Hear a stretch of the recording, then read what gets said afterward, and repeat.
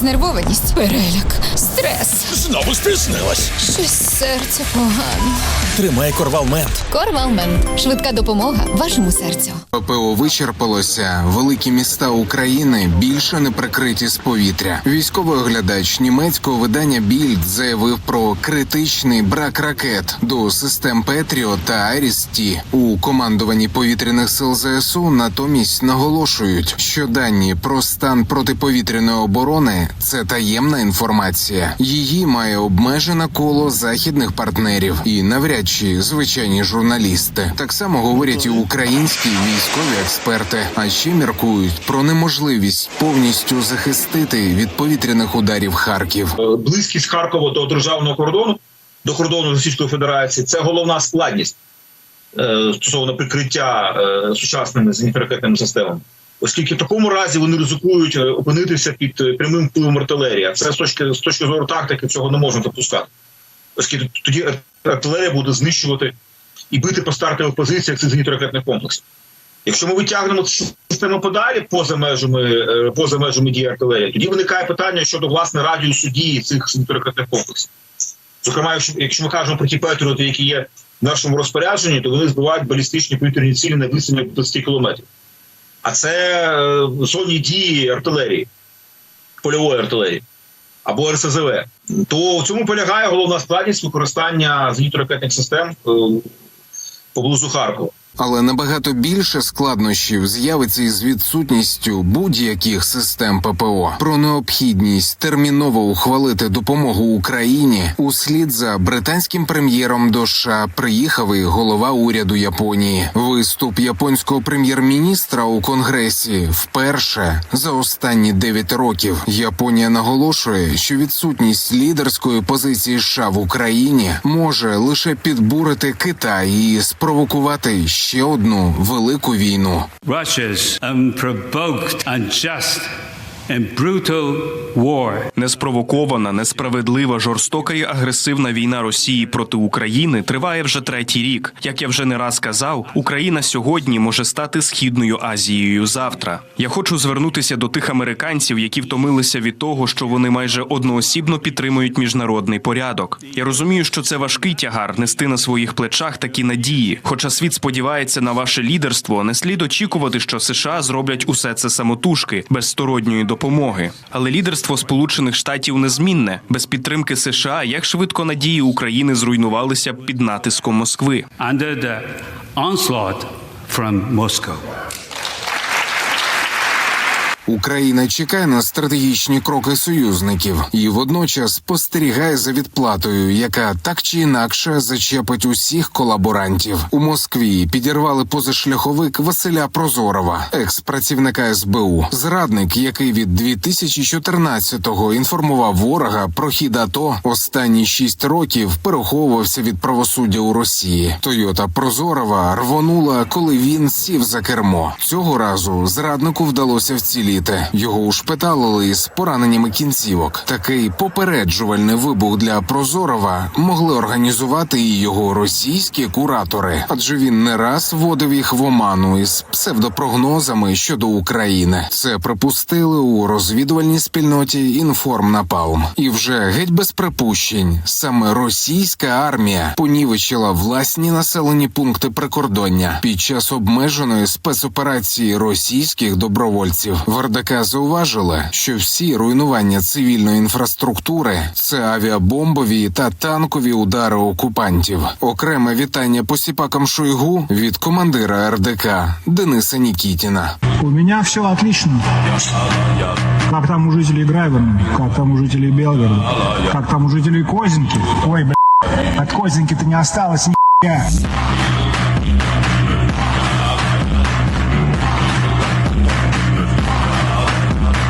Олексій Пасак, 5 канал.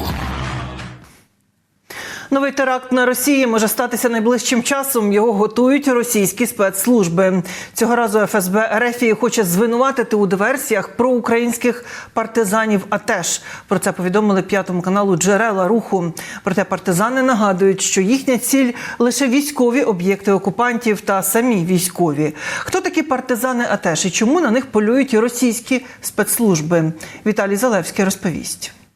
Російські спецслужби готують новий теракт на Росії і знову хочуть збрехати про так званий український слід, як після теракту у Крокусі 22 березня. Тоді бойовики пробралися до комплексу в місті Красногорськ, що в Підмосков'ї, і почали стрілянину. Згодом відповідальність за теракт взяло на себе угрупування ІДІЛ.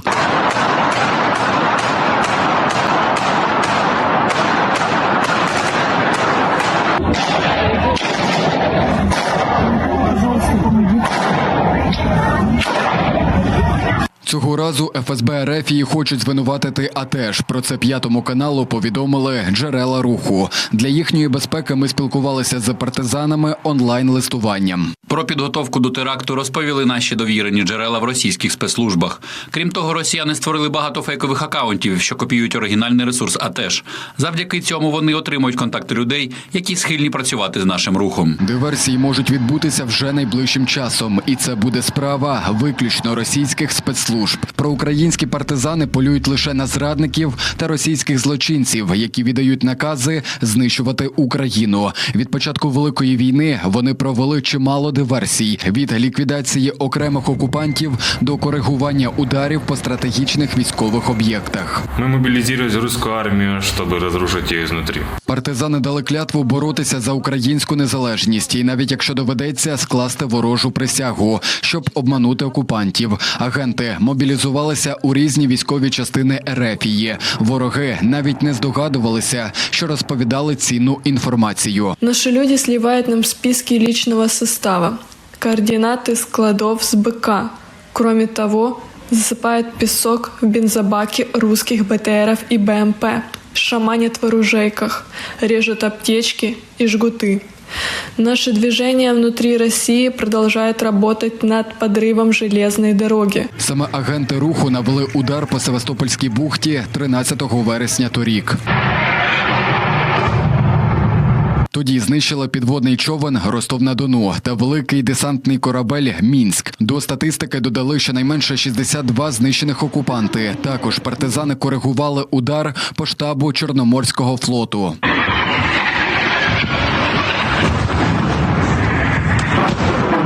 Ми вже деякий час співпрацюємо з одним із офіцерів РФ, який служить у командуванні Чорноморського флоту. Військовий передавав нам різноманітну інформацію про перебування командування флоту, особисту інформацію про військових та про спільну діяльність командування, до якої має доступ. Після удару по штабу Чорноморського флоту Росії загинули 34 офіцери. Ще 105 окупантів були поранені. Партизани мають список топ-зрадників. За ними ведеться стеження. Знищують їх не лише на тимчасово окупованих територіях, а й у самій Росії. Росіяни дуже налякані.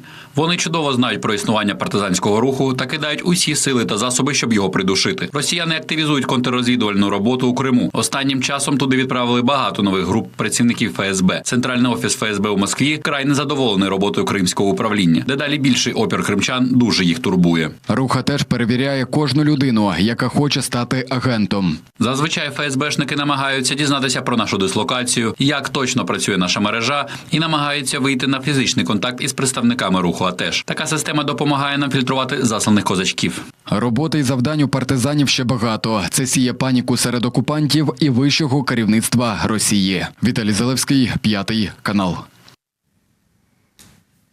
Згрібають окупантів звідусіль. Тихоокеанський флот Ерефії перекидають на війну з Україною. Про це повідомляє Головне управління української розвідки. Пишуть, командувач Тихоокеанського флоту РФ вирішив припинити ротації до Сирії та відправити увесь особовий склад флоту, а також 11-ту армію повітряних сил та ППО Російської Федерації на територію України. Йдеться про 2000 російських військовослужбовців із Приморського та Камчатського країв Росії. Вони мають поповнити втрати російських окупаційних військ, а також укомплектувати нові військові підрозділи. 24 ворожі атаки ЗСУ відбили на Бахмутському напрямку. Про це повідомляє Генеральний штаб у вечірньому зведенні. Окупанти 16 разів наступали поблизу Бердичів, Новокалинового та Первомайського на Донеччині. Марно. Наші армійці відбили за 2 десятки ворожих атак на Новопавлівському напрямку. ЗСУ зупинили наступ росіян біля Старомайорського Донецької області. Не вдалося окупантам просунутися і на Херсонському напрямку. Водночас авіація Сил оборони вдарила по 12 12 районах зосередження особового складу та техніки ворожого війська. Загалом за добу відбулось 81 бойове зіткнення. На ньому можна вивезти поранених, довести боєкомплекти та провізію до позиції. Наземний дрон «Терміт» може вивозити на собі до 300 кілограмів та легко переїхати повалене дерево, будь-які ями та горби на дорозі. Його вже випробували десантники 95-ї бригади та показали результат у своєму сюжеті. Це «Терміт» дрон в основному предназначений для евакуації поранених, двохсотих та перевозки БК. Бере на 300 кг, може вести пересічені місцевості, неважливо рівна дорога, нерівно, колії, горби, пісок, земля, неважливо, їде кругом, що міні-мотолига. Кругом проходить, везе. БК взагалі ізумітельно возити. Також використовують ці дрони для евакуації. Теж можна положити 3 трьохсотих, наприклад, на нього, чи посадити людей, якщо не важко поранені, чи когось положити, когось посадити, неважливо. 300 кг везе, перевірено і багато легшує роботу.